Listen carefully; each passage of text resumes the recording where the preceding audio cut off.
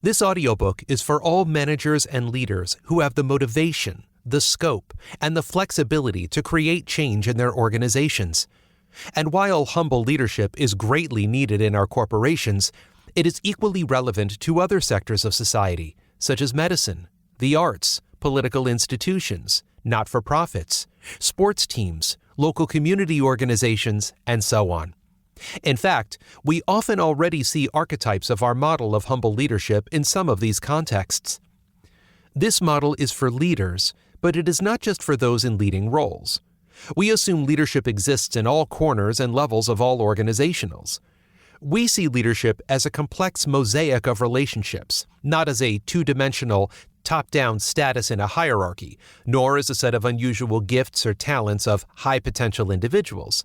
Similarly, it should become clear that the image of an organization we present is that of an adaptive organism propelled by a cooperative nervous system, rather than an entity built on retrograde notions of the organization as a well-oiled machine. Suffice it to say, we wonder now, even more than when we wrote the first edition, why the machine was ever the right metaphor for a human system. Humble leadership is more than a characterization of a role.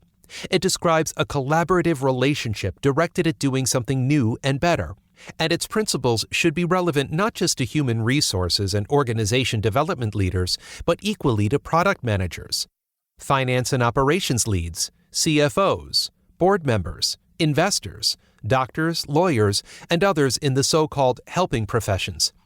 We hope to find listeners from all personal and professional pursuits who can see the impact of designing optimal open, trusting, information-sharing relationships that improve outcomes by improving the way groups reanimate and re-energize static role-based organizational designs by inspiring the participants in these groups to give their best ensemble performances.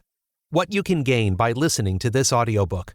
Prescriptive leadership books, and there are many great ones to choose from, offer lists of requisite skills, success formulas, and desirable attributes that help you climb to the top, to invent the next big thing, to change the world.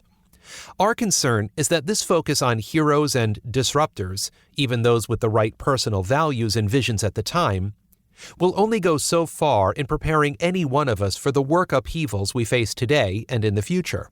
We are proposing again that we must reframe the personal challenge of improving one's leadership skills, turning it into a collective challenge of helping to improve our group's performance. Consider this audiobook as a way to take the pressure off. You do not have to do it all, and you cannot do it alone. Instead of heading into work wondering how you can individually solve some problem, what if you went to work committed to sorting it out with a partner, a group, a large or small work team? It's not up to you alone to change the world.